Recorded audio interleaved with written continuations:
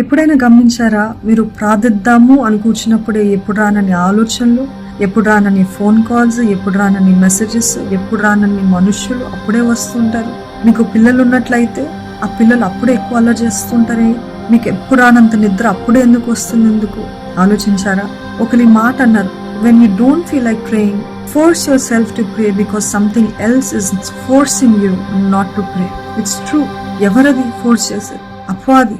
ఎందుకంటే మన ప్రార్థన it works as a key to your break through. ఒక తాళపు చెవిలాగా దేవుడు చేసే గొప్ప కార్యానికి పనిచేస్తుంది.